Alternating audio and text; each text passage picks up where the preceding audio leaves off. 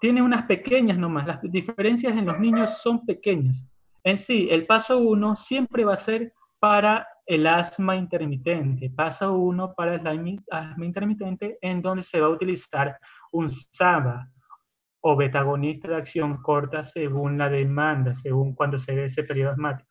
Si ya estamos hablando de asma persistente, sea leve, moderado o grave, entonces vamos a utilizar del paso 2 al paso 6 según se requiera. Por ejemplo, si no funciona el paso 2, que es corticoides en dosis bajas, entonces subimos un eslabón. Si no funciona el paso 3, subimos al paso 4 y así sucesivamente hasta el paso 6. Entonces, las pequeñas diferencias que se dan entre niños de 0 a 4 años de edad que se ven en el cuadro grande con las del niño de 5 a 11 años de edad que se ven en el cuadro chico son en el paso 3, en el que vemos que el niño el de 0 a 4 años, el lactante, se utiliza en el paso 3 ya corticoides inhalados en dosis media, mientras tanto que un niño ya mayor de 5 a 11 años se puede utilizar corticoides inhalados en dosis baja y agregarle un antagonista de los leucotrienos o un beta agonista de acción larga. Y otras diferencias que se ven es que en los niños de 0 a 4 años no se utiliza teofilina, diferencia del 5 a 11 años, que la teofilina ya puede ser una opción. Además que también en los niños mayores ya se puede utilizar el anticuerpo monoclonal en caso de asma alérgico, el omalizumab. Ya. Acierto. Otra cosa que iba a mencionar sobre el asma es según recomendaciones en la utilización de los SABA, los betagonistas de acción corta. En los niños debemos tomar muy en cuenta que la infección vírica de las vías respiratorias inferiores es común, lo vamos a ver en la bronquiolitis. Entonces, ¿qué pasa si tenemos un niño asmático y que le da una infección respiratoria vírica? Pues se recomienda utilizar un SABA cada 4 a 6 horas durante 24 horas. Y si necesita más tiempo, debe consultar al médico. ¿Ya? Puede agregarse también un ciclo corto de corticosteroides sistémicos orales si hay regularización grave. Y si se utiliza frecuentemente el SABA, probablemente ya debe dejarse de usar y debe seguir al paso 2. Recordemos, el SABA siempre es el paso 1 por asma intermitente y al paso 2 para asma persistente. Ya. Hora de la bronquiolitis. La bronquiolitis es una infección de las vías respiratorias bajas frecuente en lactantes y niños de 2 años de edad y menores. Esta se caracteriza por inflamación aguda, edema, necrosis del epitelio de las vías respiratorias, lo que da lugar al aumento de la producción de moco y broncoespasmo, tal y como se ve en la imagen. Ese bronquio está con edema y con secreción de mocos, lo que produce una obstrucción y reducción de la luz. Entonces, si tenemos un niño asmático y con bronquiolitis a la vez, este cuadro empeora y puede necesitar hospitalización. La etiología, como ya les hablaba, es principalmente viral. A la cabeza, el virus sincicial respiratorio y otros virus que también pueden estar involucrados son la parainfluenza, el adenovirus, el metaneumovirus humano y a veces también pueden ser bacterias como los micoplasmas. La bronquiolitis, las manifestaciones clínicas que nos vamos a encontrar es que tiene una evolución variable y dinámica. Esta evolución nos sirve para diferenciarlo de los síntomas que se ven en el asma, ya que en esta bronquiolitis también va a haber sibilancias, taquipnea, disnea. Entonces, la evolución debemos tomarla en cuenta según los síntomas iniciales. Como es una infección, va a haber fiebre. Y aparte, como a veces suele afectar primero a las vías respiratorias altas, entonces puede haber rinorrea. Esos son los síntomas iniciales principales. Luego, cuando llegue a infectar las vías respiratorias bajas, entonces ahí vienen los síntomas tardíos, los taquipneas, sibilancias, disnea e irritabilidad. Entonces, la bronquiolitis, en cuanto al tratamiento, es generalmente sintomático, es decir, si es un niño que no presenta sintomatología grave. Sin embargo, se debe considerar hospitalización según la presentación clínica, la necesidad de oxígeno complementario o la imposibilidad de comer. Se debe valorar en pacientes menores de 12 semanas de edad y con antecedentes de prematuridad, enfermedad cardiopulmonar o inmunodeficiencia. Se puede utilizar oxigenoterapia complementaria si la saturación de oxígeno es baja. Se puede utilizar prueba con broncodilatadores como una opción. Sin embargo, solo se debe continuar con estos broncodilatadores si estos funcionan. Si no funcionan, se deben descartar. No se deben utilizar corticosteroides y antibióticos a menos que haya signos de que la infección sea bacteriana. Recordemos que es principalmente viral. El soporte con líquidos va a ser necesario debido a que se pierde líquido por taquipnea, por la fiebre y por la ingesta oral insuficiente. Algunas consideraciones clínicas sobre la bronquiolitis es que en cuanto a lactantes menores de 3 meses con virus incisional respiratorio, puede haber una incidencia de infección simultánea de las vías urinarias o de otitis medias aguda con neumonía infrecuente. Los lactantes hospitalizados por bronquiolitis tienen más probabilidades de presentar sibilancias recurrentes. Y hay que asegurarse de administrar inmunoprofilaxis para el virus incisional respiratorio a los lactantes de alto riesgo, como por ejemplo los que tienen antecedentes de prematuridad. Gracias. A continuación va a hablar mi compañero, Cari Guevara. Sí, por favor me habilita, doctor, para compartir la pantalla. Ya. A ver, saca las diapositivas, Alejandro, ¿eh?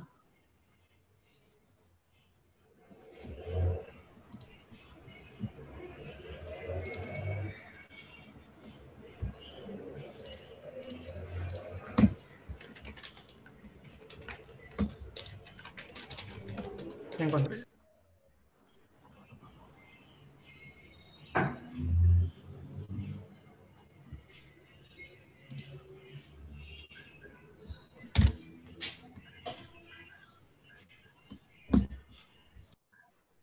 Ya, Gary.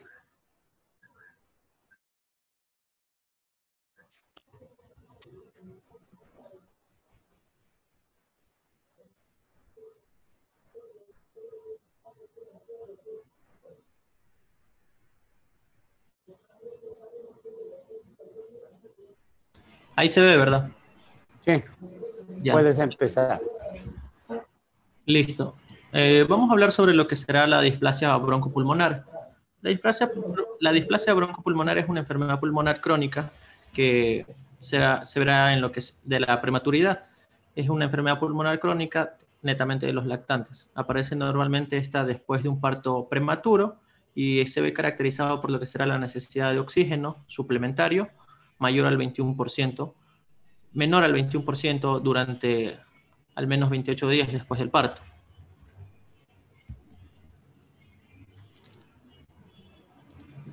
Ya.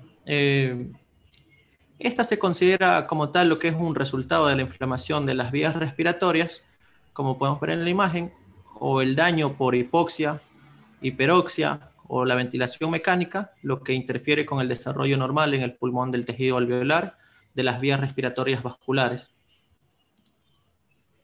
Los criterios de diagnóstico como tal, tenemos que se verá basado en la gravedad, en la necesidad del oxígeno, clasificándolo así como tal en leve si se respira en un aire ambiente, moderado si requiere oxígeno menor a 30%, grave si requiere oxígeno mayor a 30% de oxígeno o presión positiva. Aquí existen dos condicionantes como tal.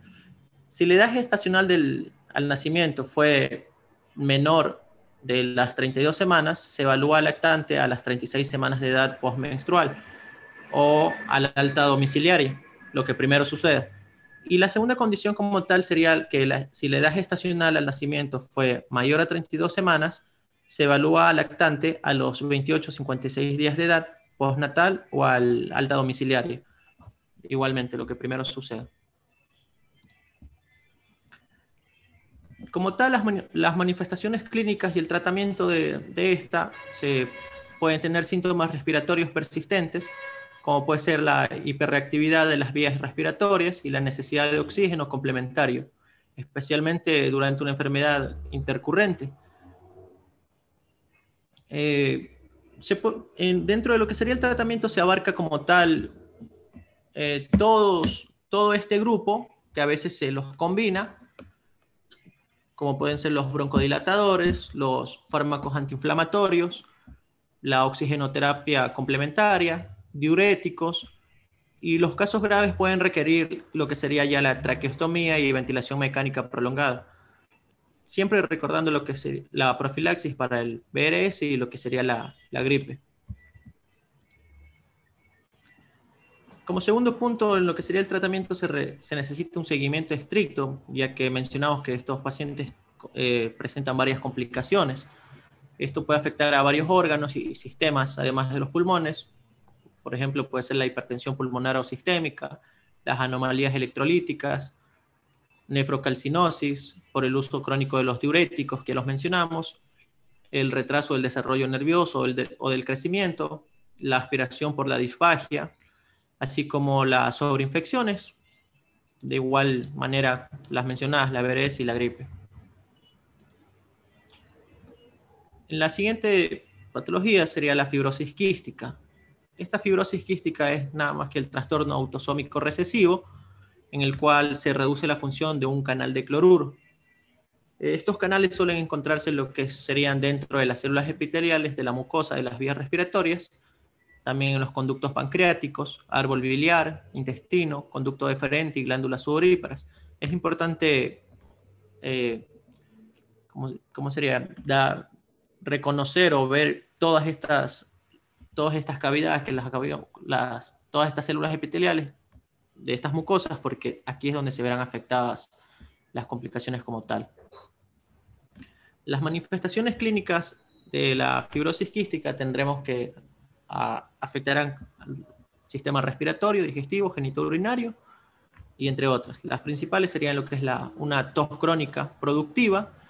No vamos a encontrar como tal todas estas manifestaciones, pero sí muchas de ellas. Tos crónica productiva, hemóptisis, bronquioctasias, bronquitis, neumonía, sinusitis, poliposis nasal, eso en cuanto al sistema respiratorio.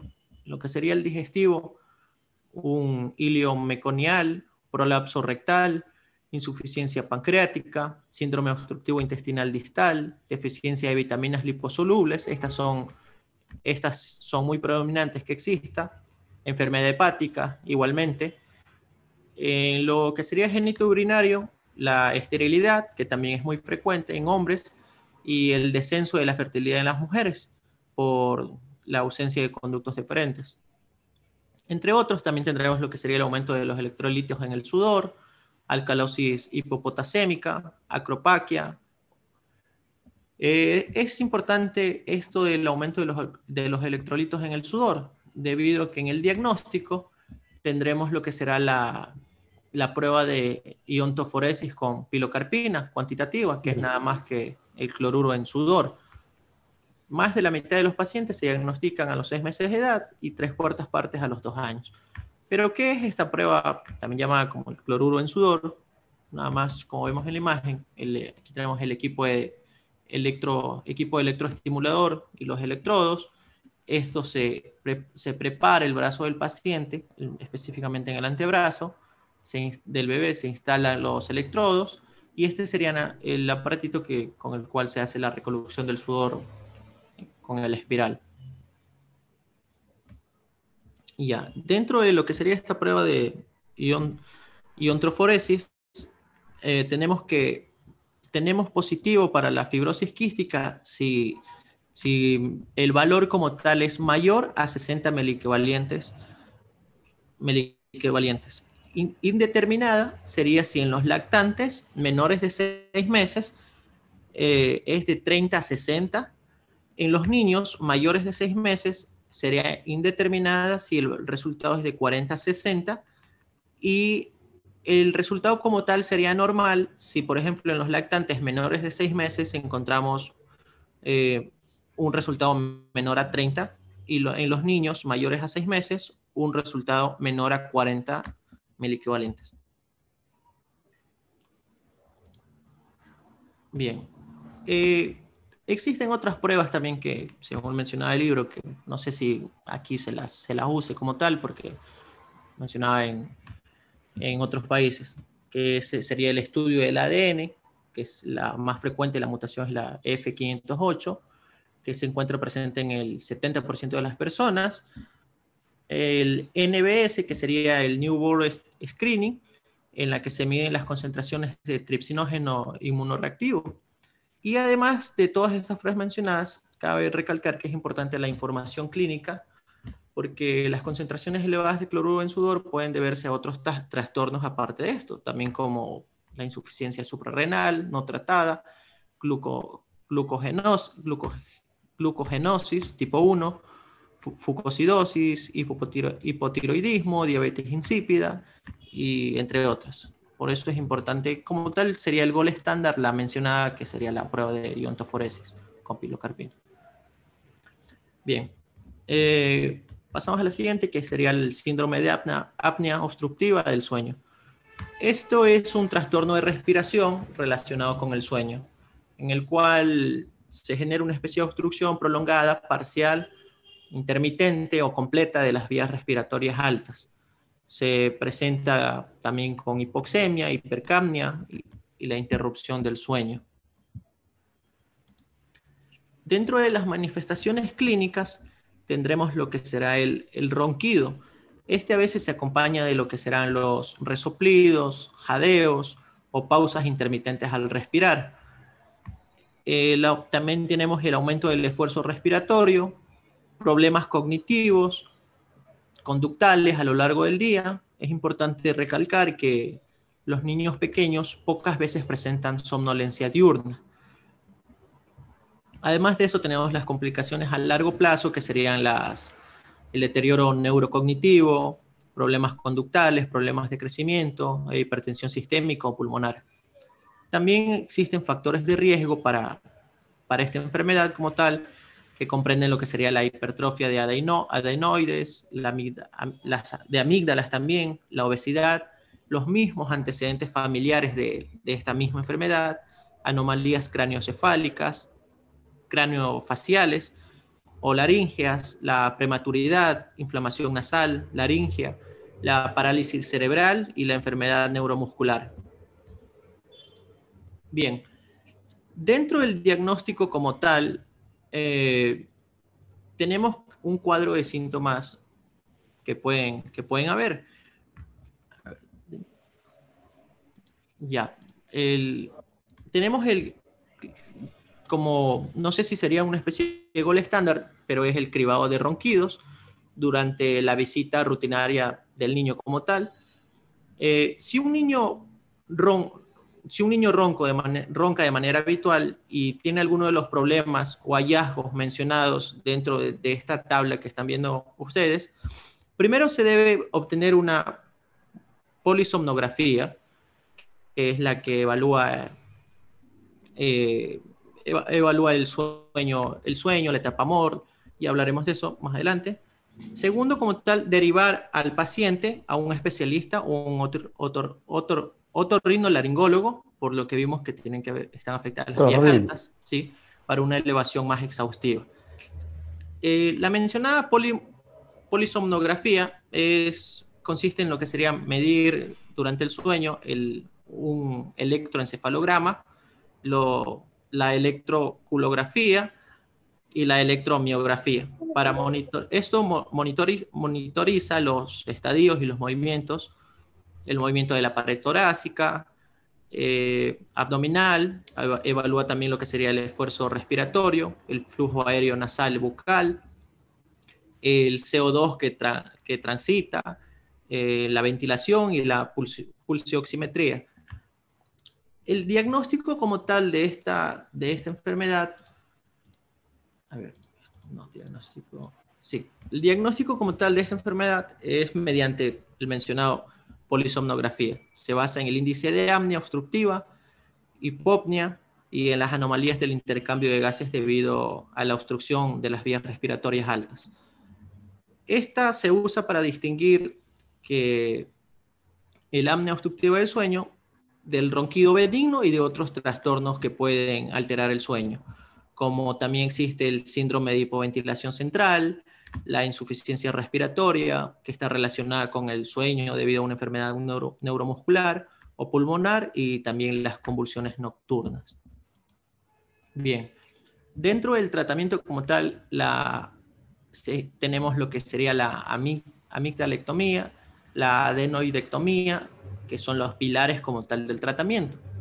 Ahora, cuando no se puede o fracasa estas dos intervenciones, se puede hacer una presión positiva que continúa las vías respiratorias, o presión positiva binivel en las vías respiratorias también. Además de eso, es importante que el paciente pierda peso, porque se presenta en los niños que están obesos. El tratamiento también tiene que ver con las alergias muchas veces, así que también hay que tratar las alergias en las vías respiratorias altas. Bien. El síndrome de muerte súbita del lactante se ve presente en los lactantes menores de 1 año, que no puede explicarse después de una investigación minuciosa del caso. Esto abarca lo que ya sería la autopsia, cuando ya revisan los antecedentes familiares, personales del paciente, y entonces no encuentran una causa específica de por qué murió el lactante.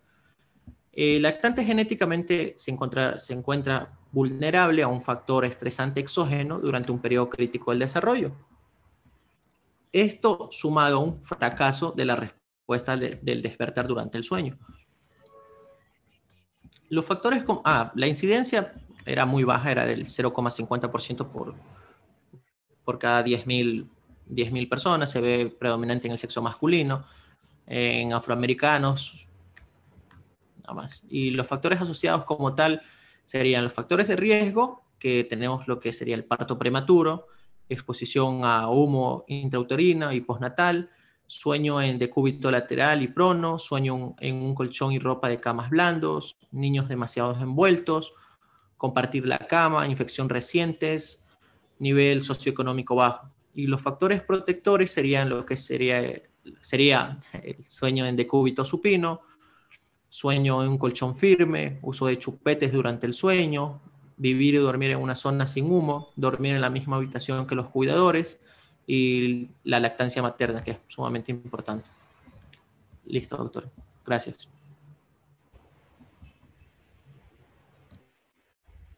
Doctor, ¿Sí?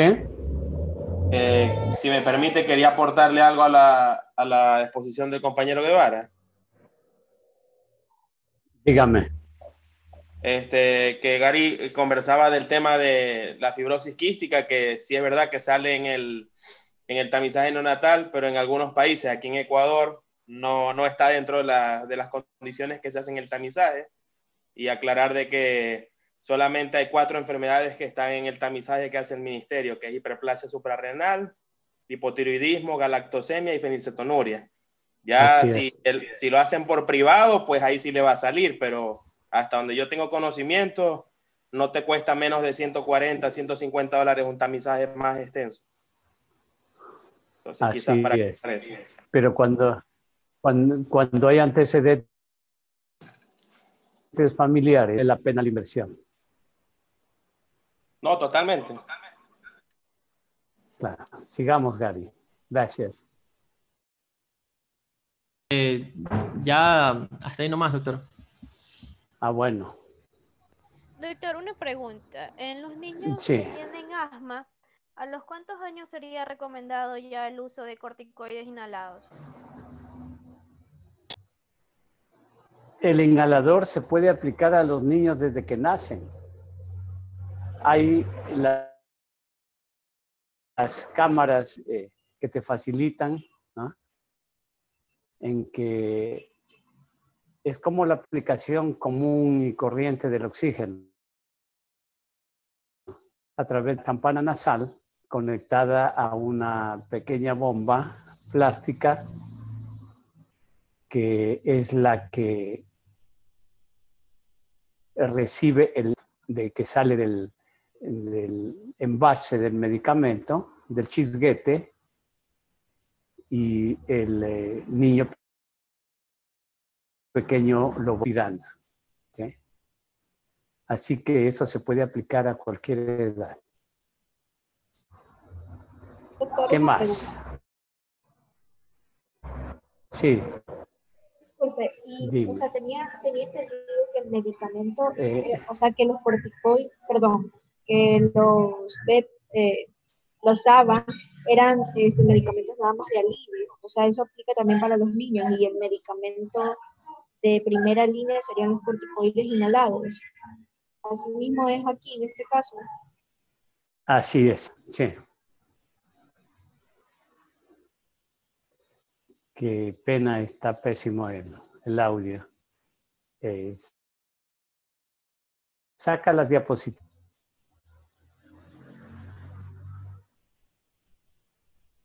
Listo, doctor. A ver, si me repite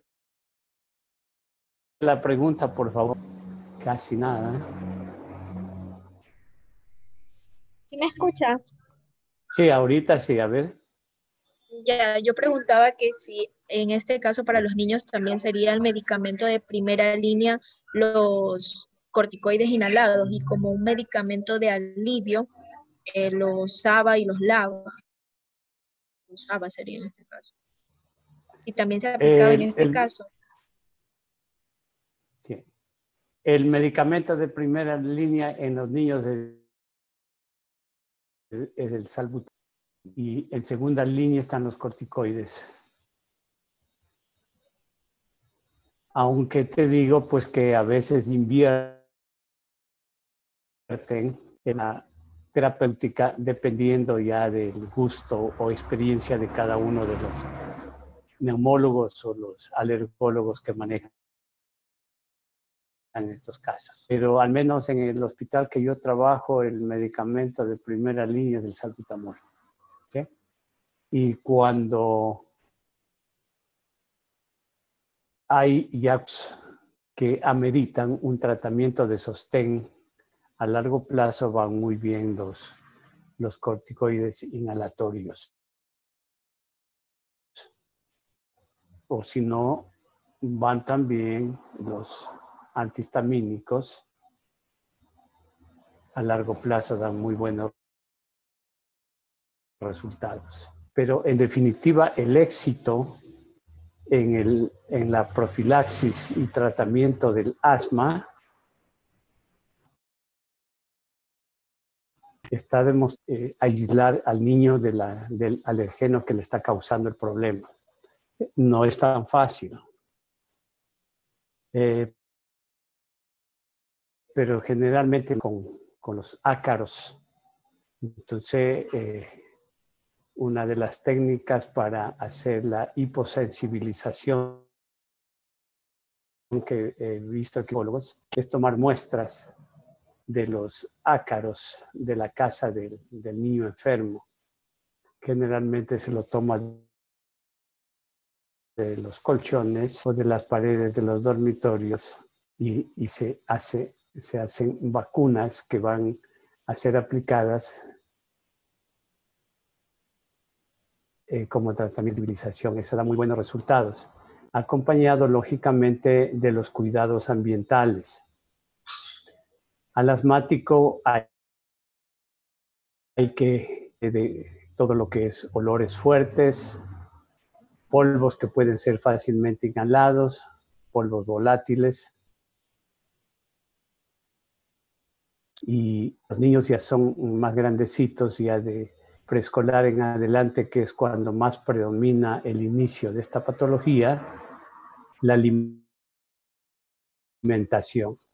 Evitar todo lo que son colorantes, evitar todo lo que son productos prefabricados o fabricados y guardados, como son la mayoría de golosinas que están al alcance de los niños. Todos esos alimentos fritos y enfundados, todos esos líquidos o golosinas tipo gelatinas, helados, jugos, etcétera, que tienen colorantes, son los enemigos número uno para los hijos. No pueden darse el lujo de tener ninguna mascota que elimine lana o pelusa, ¿sí? ambiente que le rodea debe ser lo más aseado posible. A veces en el cuarto donde duerme el niño asmático hay demasiados muñecos, etcétera, y cuando prenden el ventilador o el aire acondicionado, ese aire que sale despedido de estas máquinas levanta ese polvo que es muy fino y que prácticamente pasa desapercibido al ojo humano, pero es impregnado en las vías respiratorias del niño y los alergenos, que son los que desatan el problema asmático. Si a un niño asmático se lo mente, evitando en lo posible que sufra de las crisis asmáticas, ¿no? El diagnóstico mejora en el futuro, porque si tiene más de 4 crisis asmáticas en el año, mostrado en muchos estudios necróticos, que los bronquios sufren y hay una tendencia sea esta patología para siempre y que sea muy difícil tratarlo después de la adolescencia. Cuando al niño se le somete a cuidados, trata de abortar el cuadro de dificultad respiratoria oportunamente, entonces los bronquios ni menos y se desarrollan más fuertes. Esos son los que generalmente en la adolescencia ceden espontáneamente a él, o es más fácil de tratarlos. Aunque está demostrado que el asma puede autolimitarse a cualquier edad y puede reaparecer a cualquier edad. ¿Sí? ¿Alguna otra pregunta? Doctor, una pregunta. Los pacientes los prematuros que se les desarrollan los pulmones mediante betametasona, tienen mayor, aunque se les desarrolle, o sea, se ayude con la betametasona para la maduración pulmonar, tienen mayor porcentaje de desarrollar estas patologías.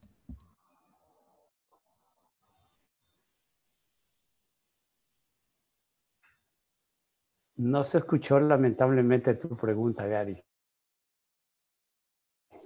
A ver, le repito, doctor. Sí.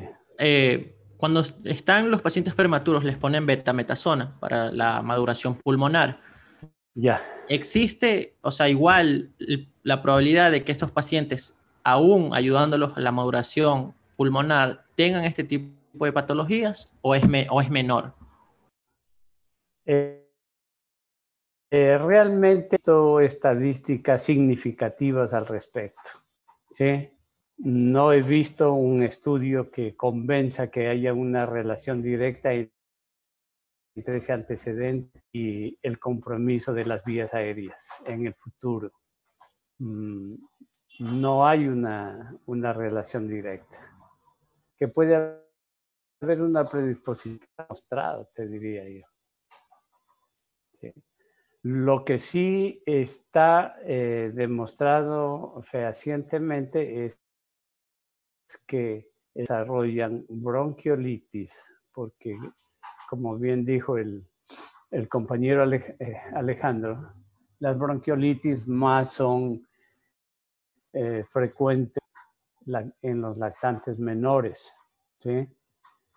Cada cuadro de bronquiolitis deja una secuela terminal en el futuro desarrollando un cuadro de asma, a tal punto que hay incluso un porcentaje de que un 15 a un 25% que presentan cuadros bronquiolíticos unas 2 a 3 veces por año. Esos son los asmáticos del futuro. Doctor, una pregunta. En cuanto al asma, por ejemplo, hay varios fenotipos del asma. ¿Aquí en el Ecuador sí se hace una correcta fenotipificación o simplemente a todos se los cataloga por igual? Porque, por ejemplo, usted ha mencionado ciertas características y exacerbantes, pero esos son más encaminados al asma de tipo alérgico, pero sin embargo hay también asma neutrofílico, asma eosinofílico, ¿ya? Entonces, hay ciertas medidas terapéuticas que cambian en este caso. Por eso le pregunto si en este caso aquí en Ecuador sí se los fenotipa. Sí se los hace, no en todas las instituciones o consultas, pero sí se las hace y realmente eso debería ser una práctica común en los neumólogos o en los inmunoalergólogos que tratan estos cuadros, porque en realidad la tipificación fenotípica es la que te garantiza darle un tratamiento específico. Sobre todo, por ejemplo, en el caso... Sobre todo en el caso, por ejemplo, el compañero Fernández mencionó el omalizumab, ya, son anticuerpos sí, anti-inmunoglobulina E. Ya, en esto sería más para los pacientes con asma alérgica, pero sin embargo, en caso de los pacientes con asma neutrofílica, se ha visto que ayuda bastante, a pesar de que no haya una infección como tal, pero ayuda la citromicina al tener un componente inmunomodulador, en este caso de las asmas de tipo neutrofílica. Sí, eso sí se hace en forma general prácticamente a todo niño asmático. Serpinación de la inmunoglobulina E. Y si es que los niveles salen altos, o no importa que no estén ligeramente por encima de lo normal, y si hay el cuadro clínico, se lo encasilla como propiamente un asma fenotípicamente y se le dé el tratamiento específico. De eso depende realmente el éxito, porque si tú vas a tratar a todos por igual, unos que te responden bien porque coincidió el tratamiento, ¿no? Pero nada más. Sí. Ventajosamente he visto en los neumólogos y luego que pediátricos no hay muchos. A propósito, si a alguno de ustedes les gusta, puede ser una excelente especialidad para el futuro, ¿no? Están cada vez haciendo más frecuentemente este tipo de diagnóstico más específico para tener éxito en el tratamiento. ¿Qué más?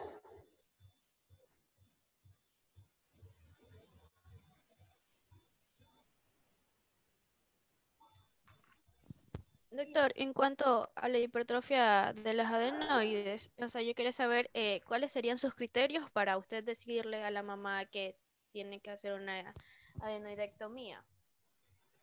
Para decirle a la mamá que tiene que hacer la adenoidectomía. Eso generalmente está clínico, amiga. Eso decide el otorrino, ¿sí? Pero si a mí el caso, personalizando, ¿no? Si me tocara a mí el caso, pues si el niño ya tiene más de unos 2 años de evolución, si ya está evidente la fascia adenoide, hay que someterle a una cirugía. Doctor, una consulta. ¿Más o menos de qué edad se puede dar un antileucotrieno para el asma en un niño? Desde el año de edad. Sí, desde el año de edad. Por eso ya ese fármaco en una presentación dispersable que se lo puede diluir en agua o en cualquier líquido. En los casos donde hay componente alergénico preponderante, va muy bien ese tipo de tratamiento. ¿Sí? No es tan sencillo diferenciar un cuadro bronquiolítico de un un asma bronquial, sobre todo menores, porque la sintomatología es muy parecida, ¿sí? E incluso pues el tratamiento de sostén realmente el mismo para ambos casos, ¿no? Lo que sí puede hacer diferencia es que el bronquiolítico,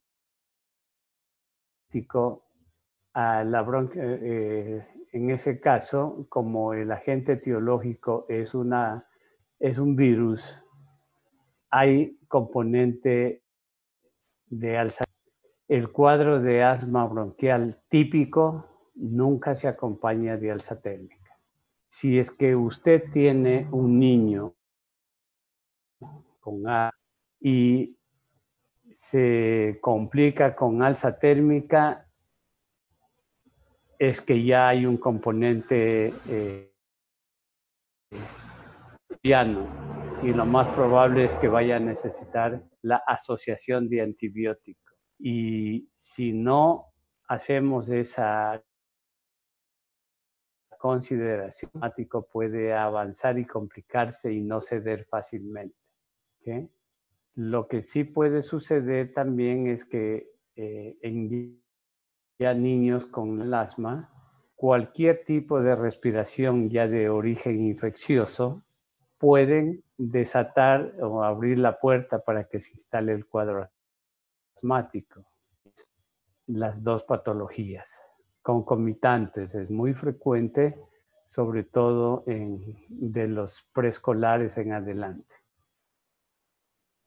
A esa edad, porque ya los niños empiezan a juntarse con otros niños, ya sea porque van al prekinder, al kinder, a asociación con otros niños, con otros alergenos, con otros microorganismos, suelen complicar la presencia de esta patología respiratoria. Si yo tengo un niño asmático y hay otros hermanitos menores que recién van a ir al prekinder, al kinder, sea, ¿no? Hay que tomar las precauciones de buscar un sitio que sea adecuadamente limpio, ¿sí? En nuestro pululan los centros educativos con patios de tierra, ¿no? O suelen existir series de vegetación a la que no le dan el debido cuidado. Y los niños enferman con mucha facilidad de cuadros de tipo asmático. ¿Más preguntas?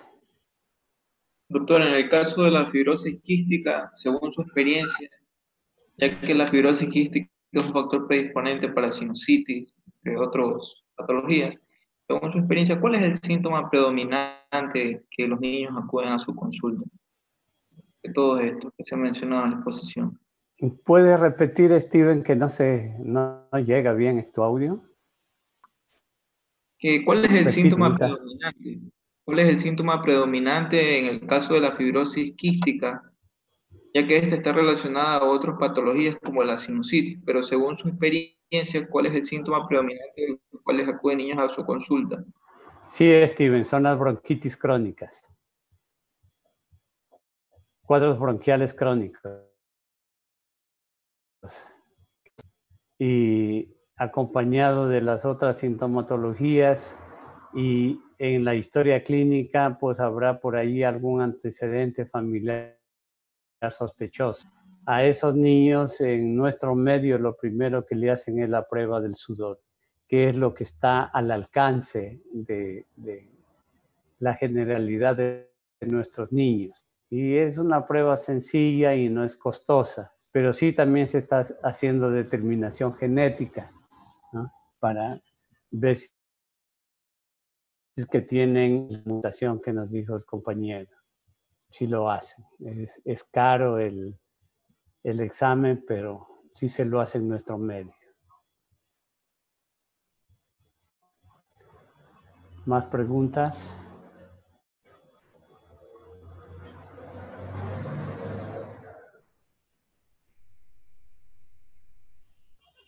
Doctor, Bueno. y en el caso de los pacientes que tienen, a ver, en el caso de pacientes pediátricos con asma refractario, es recomendable también enviarles lo que es cromol.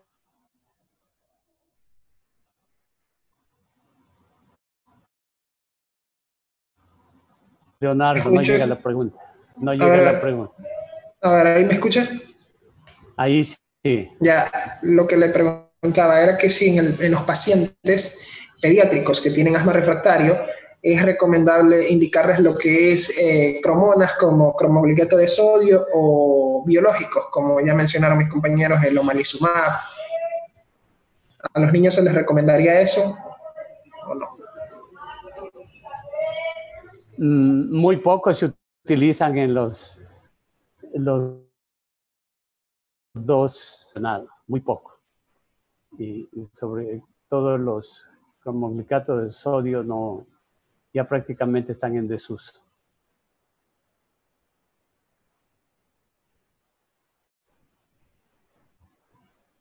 ¿Qué más? Y en esos casos de asma refractario, supongamos que ya al paciente se le ha dado las dosis máximas de corticoides inhalados.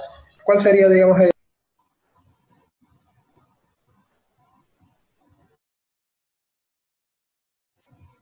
Ahí se quedó la pregunta.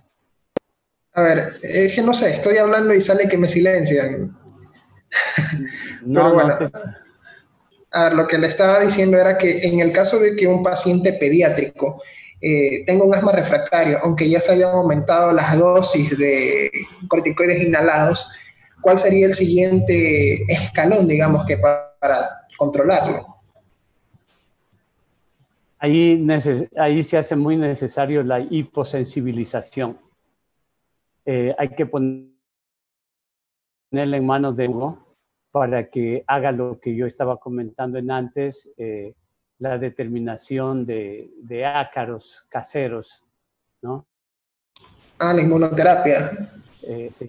Hay la prueba que se llama la determinación, ¿no? Para incluso se le hace un rastreo de los alimentos que están más comunes con el niño, de los animalitos que pueden, mascotas que pueden haber en el ambiente que vive el niño, y con eso se elabora vacunas. Procesos de vacuna 3 a 6 meses, ¿no? Eso ayuda muchísimo a estos niños que ya están utilizando dosis topes de corticoide, no ceden. Y están a repetición y a repetición y a repetición. Por la experiencia que yo he visto en esto está relacionado generalmente con alergenos que entran en los alimentos, ¿sí? Por eso es que en pediatría la totalidad de las enfermedades entran por la boca, ¿sí? He visto tratamientos de dieta de alimentación en que se reduce incluso el consumo de carnes rojas, ¿no? Se reduce el consumo de cierto tipo de excedentes del mar, ¿no?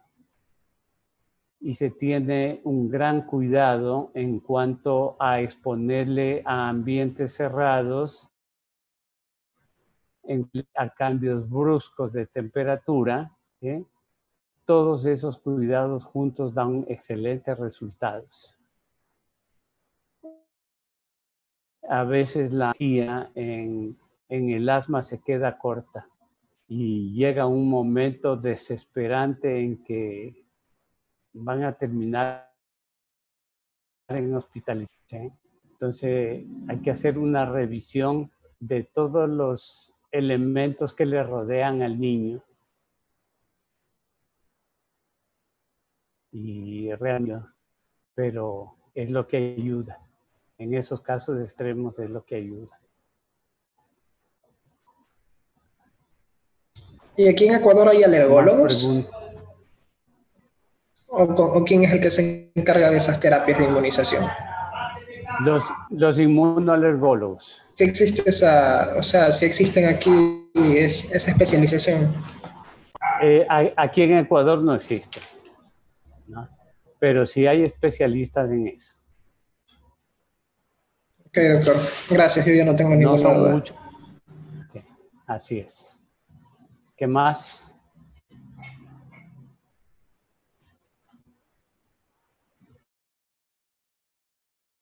Sí, con alza térmica, si no se le asocia antibiótico terapia, no va a responder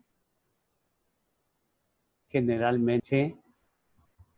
Cuando es asma puramente, no hay alza térmica. Esa es una buena indicación para manejar a nuestros niños. Bueno, si no hay más preguntas, finalizamos. Doctor, una pregunta. Yo he escuchado que hay pacientes, los niños por lo general, o sea, creen las madres que son asmáticos, los bebés, pero mencionaron que hay veces que las paredes de los alvéolos, o sea, son muy pequeñas y dan a aparentar que son asmáticos, pero nuevamente cuando ya tienen el desarrollo dejan de serlo. ¿Esto es muy frecuente o no tanto? Hay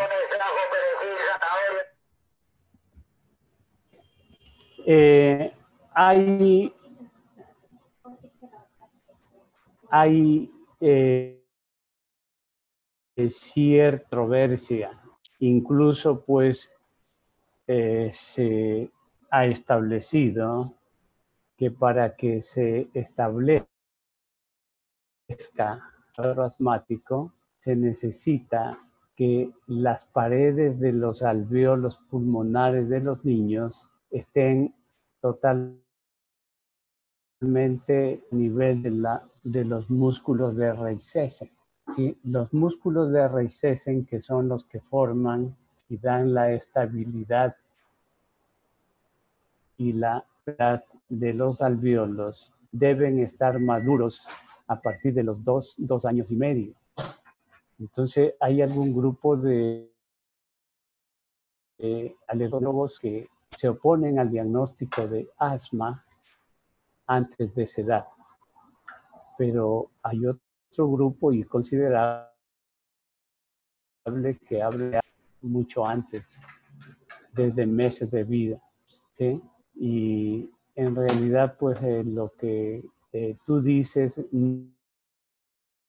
no está mostrado en algún estudio que sea confiable, como es una patología que está en relación generalmente con el sistema inmune. En muchos casos en la adolescencia desaparece, pero puede volver a reaparecer en cualquier momento de la vida, dependiendo de los hábitos alimenticios y de la contaminación ambiental donde se desempeñe ese ex asmático, cualquier momento, ¿no?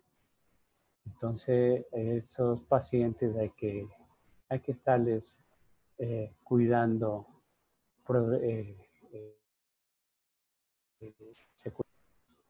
¿sí?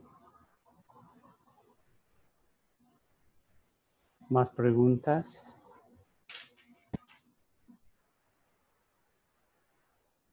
Finalizamos entonces por hoy.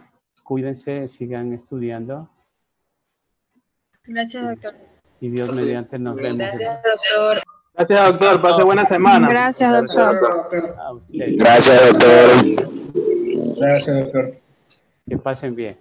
Bonita noche, doctor. No, hombre, ese botón. Sí, sí.